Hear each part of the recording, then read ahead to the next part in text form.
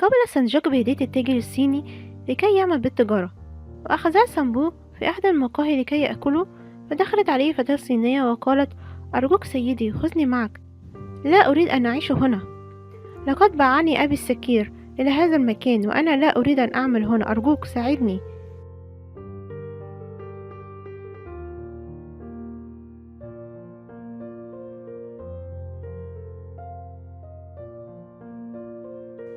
فذهب سانجوك إلى صاحبة المكان وقالت: أعطني المال وخذه. فأعطاها سانجوك المال الذي أعطاه له التاجر الصيني، وأصبحت الفتاة حرة. وأعطى لها بعض القطع النقدية وقال لها: هذا ما تبقى معي. فشكرته كثيرا. كان سانجوك يرى فيها أخته التي كانت تعمل غصب عنها في المقاهي، فقال له سامبو: كيف تفعل هذا؟ لقد كانت أمامك فرصة لتصبح تاجر وتشتري محل، أنت فعلا غبي. ورجعوا جميعا من الصين، وذهب سامبو مع سانجوك إلى جونججو وأخبروه أنهم نجحوا في بيع الجينسينج بسعر كبير. فقال لهم: لقد أحسنتم، اذهبوا لترتاحوا. وذهبت دايونج وأخبرت والدها أن السبب في بيع الجينسينج بهذا السعر الغالي هو سانجوك. وذهب سانجوك لرؤية أصدقائه ولكي يطمئن على شيين، وقال لها: لقد كنت أخاف عليك جدا، كيف خرجت؟ فقالت: لقد أخرجني كبير التجار جوم يونغ وعرض علي أن أعمل معه لكني رفضت. فقال لها: هل لي بسؤال، من أين أحضرت الأزرار الذهبية؟ فقالت: كانت ملك أبي وهو مسؤول حكومي وتم إعدامه بتهمة الخيانة. ذهب جونج جو ومساعده إلى مكان بعيد وطلب من سانجوك أن يذهب معه.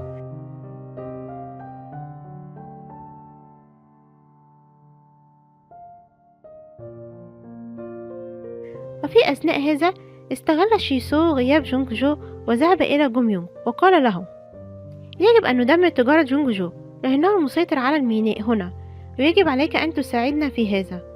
فطلب شيسو من كل التجار إحضار السجلات التي لديهم التي تخص البضاعة التي يأتي التجار من الصين ليشتروها.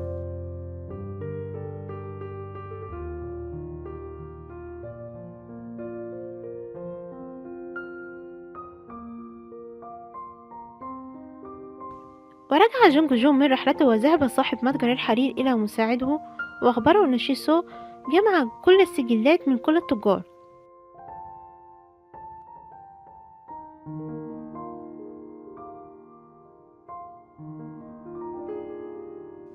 فذهب إلى غرفته وفعلا كان يقوم بعمليات حسابية لهذه السجلات.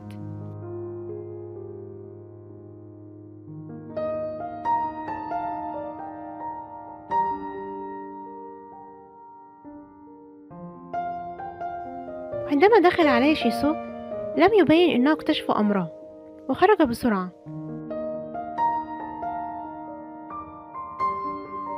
وانتشرت إشاعة بخصوص سانجوك أنه اختلس المال واشترى بيت وفتاة في الصين. وذهب شيسو إلى جوم يونغ وقال له: إذا أردت منع تجارة جونج جو فيجب عليك منع الصينيين من الدخول إلى الميناء. وذهب جوم يونغ وأعطى المال لرئيس الحرس، وبالفعل تم منع التجارة في الميناء ومنع الصينيين من الدخول.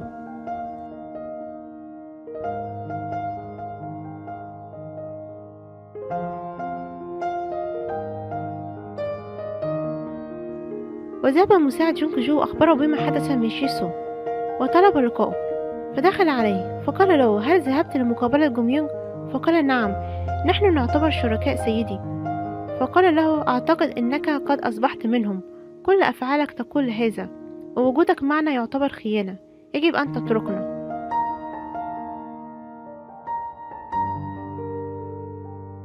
فذهب شيسو فقال له مساعده: كيف تركته يذهب بهذه السهولة؟ لقد اعترف بالخيانة سيدي. فقال جونج جو: لأجل ابنتي. وطلب جونج جو جميع التجار وأخبرهم بعدم التعامل مع شيسو لأنه خائن، وإنه أصبح تابع لتجار سونغ سانغ وجوم يونغ. فدهش التجار. وجلس شيسو الخائن مع جوم يونغ وقال له: أهلا بك معنا، ولكن دايونغ كانت ترفض هذا.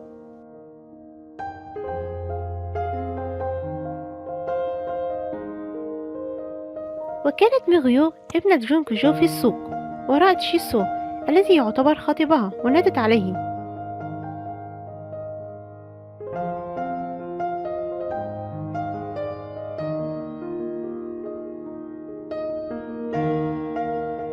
لم تكن تعرف بالأخبار وإنه خائن لأبيها والتجار، وعندما رآها تركها وذهب، فحزنت جدا.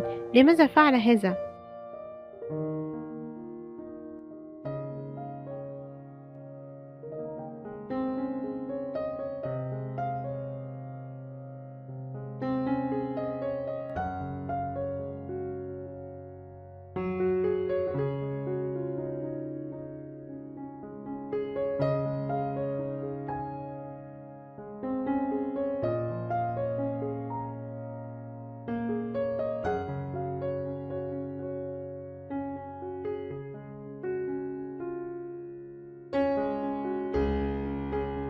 وعرفت من أمها أنه تركهم وذهب إلى جوم يونج وإنه خانهم جميعا.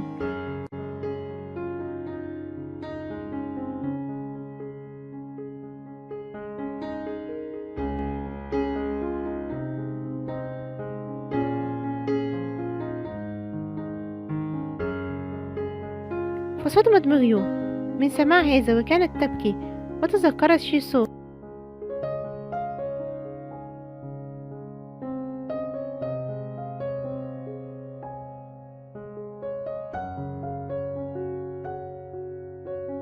فذهب إليها أبيها فوجدها حزينة تبكي، فقال لها لا تبكي، هو لا يستحق دموعك الغالية، حاولي أن تنسيه.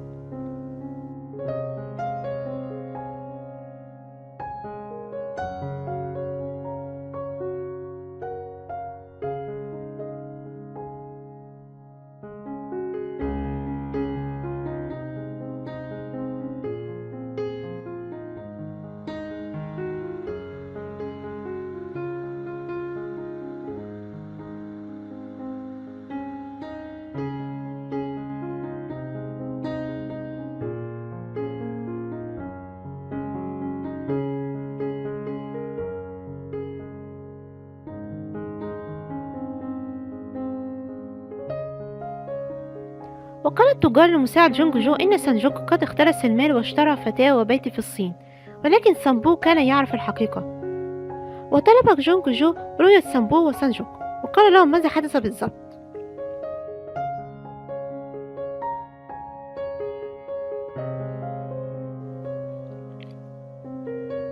هل اختلست المال لتشتري فتاة؟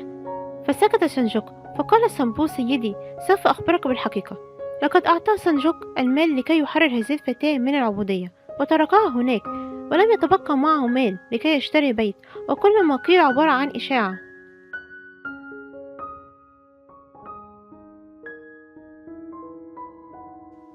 فقال جونج جو هل أنت غبي؟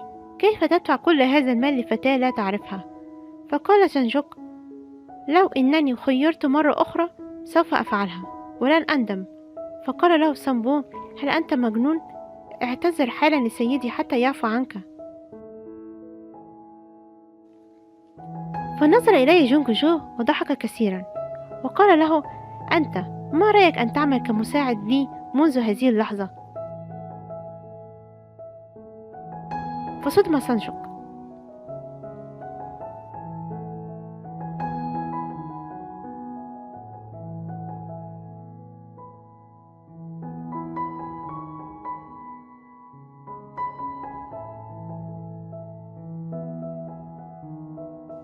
ماذا سيفعل سانجوك؟ انتظروني الفيديو القادم إن شاء الله. لا تنسوا إعجاب الفيديو والاشتراك في القناة. أحبكم في الله.